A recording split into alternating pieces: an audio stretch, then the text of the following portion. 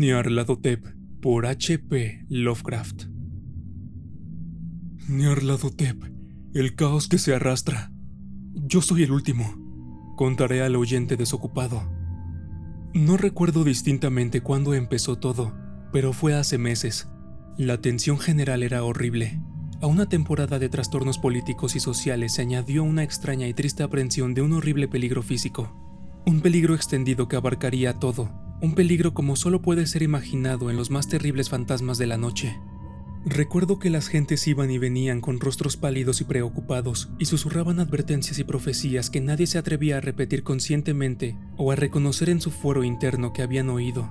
Una sensación monstruosa de culpa se dejaba sentir sobre el país y en los abismos que hay entre las estrellas soplaban corrientes desapacibles que hacían que los hombres se estremecieran en los lugares oscuros y solitarios.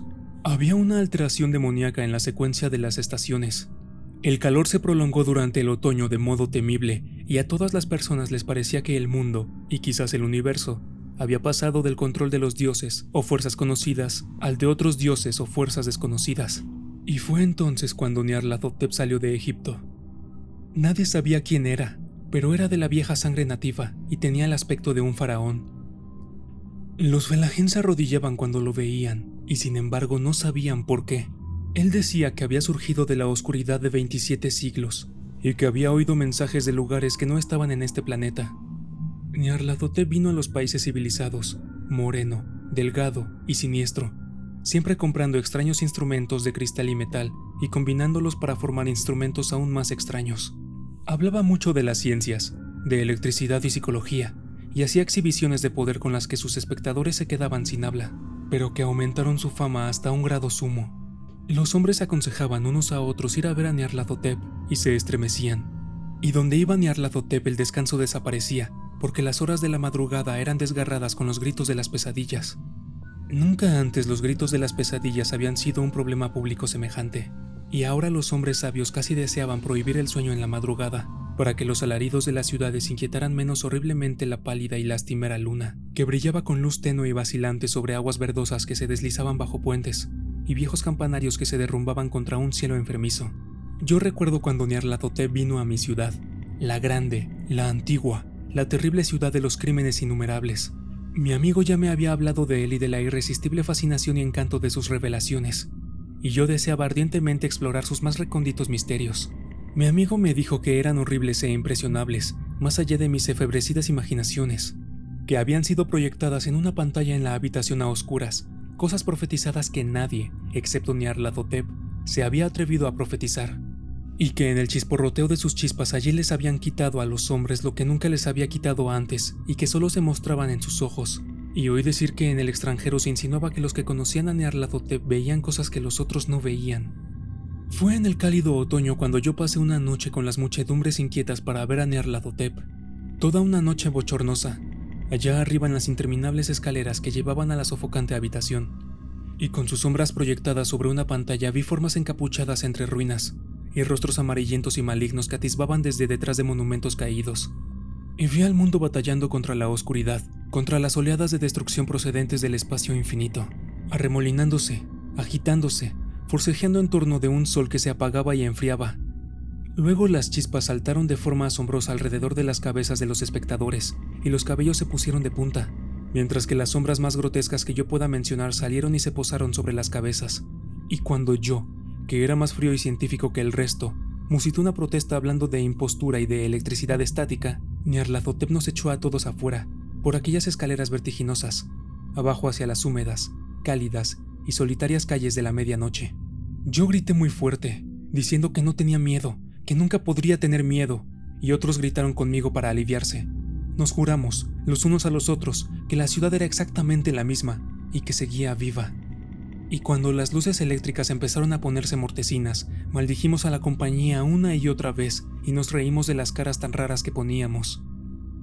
Creo que sentí que algo descendía de la luna verdosa, porque cuando empezamos a depender de su luz, de modo involuntario formamos un cuadro y emprendimos una marcha, como si supiéramos nuestros destinos aunque no nos atreviésemos a pensar en ellos. En una ocasión miramos el pavimento y vimos que los adoquines estaban sueltos, desplazados por la hierba, con apenas algún riel de metal oxidado que mostraba por dónde habían corrido los tranvías. Y de nuevo vimos un tranvía solitario, sin ventanas, estropeado, casi volcado.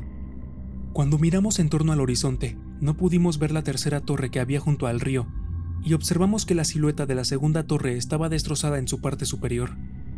Luego nos dividimos en estrechas columnas, cada una de las cuales pareció dirigirse en diferente dirección.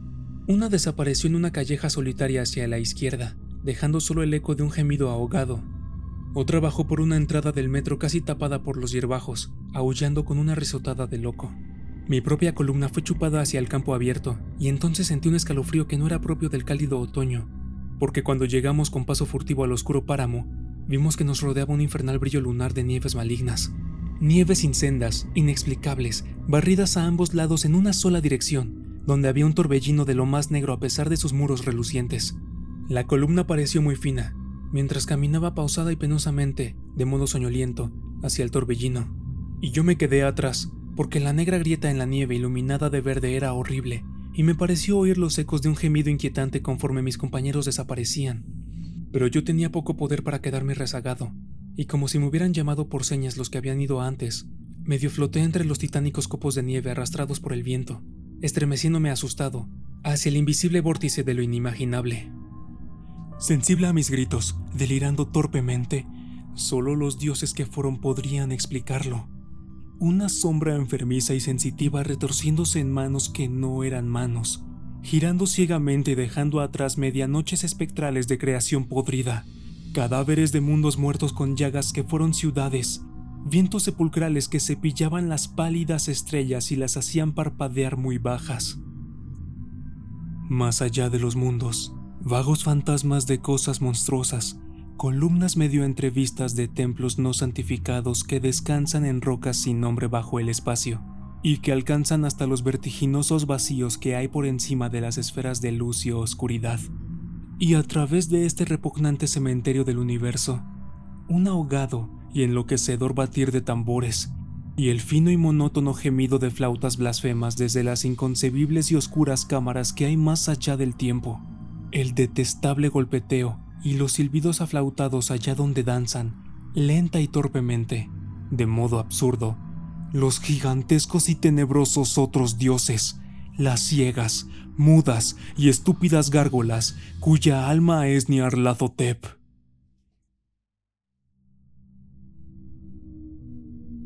Cuando el mundo se sumió en la vejez y la maravilla rehuyó la muerte de los hombres, cuando ciudades grises elevaron hacia cielos velados por el humo torres altas, temibles y feas, a cuya sombra nadie podía soñar sobre el sol ni las praderas floridas de la primavera. Cuando el conocimiento despejó a la tierra de su manto de belleza, y los poetas no cantaron sino a distorsionados fantasmas, vistos a través de ojos cansados e introspectivos.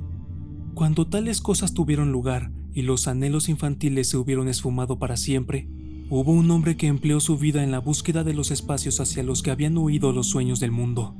Poco hay consignado sobre el nombre y procedencia de este hombre, ya que eso correspondía exclusivamente al mundo despierto, aunque se dice que ambos eran oscuros. Baste saber que vivía en una ciudad de altos muros donde reinaba un estéril crepúsculo, y que se afanaba todo el día entre sombras y alborotos, volviendo a casa por la tarde, a una habitación cuya ventana no daba a campos y arboledas, sino a un penumbroso patio hacia el que muchas otras ventanas se abrían en lúgubre desesperación. Desde ese alféizar no se divisaba sino muros y ventanas, a no ser que uno se inclinara mucho para escudriñar hacia lo alto, hacia las pequeñas estrellas que pasaban.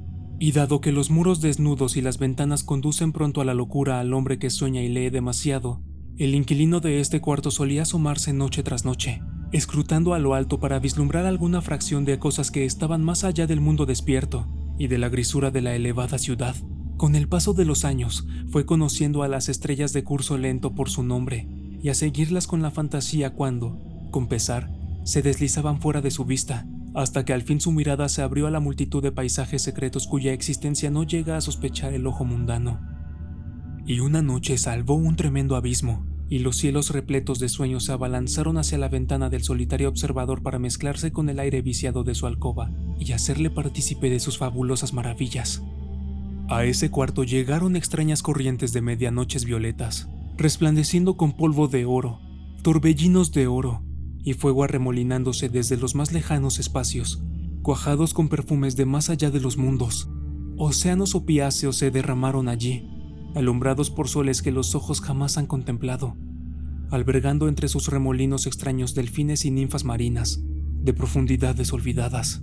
La infinitud silenciosa giraba en torno al soñador, arrebatándolo sin tocar siquiera el cuerpo que se asomaba con rigidez a la solitaria ventana, y durante días consignados por los calendarios del hombre, las mareas de las lejanas esferas lo transportaron gentiles a reunirse con los sueños por los que tanto había porfiado, los sueños que el hombre había perdido, y en el transcurso de multitud de ciclos, tiernamente, lo dejaron durmiendo sobre una verde playa al amanecer, una ribera de verdor, fragante por los capullos de lotos y sembrado de rojas calamitas.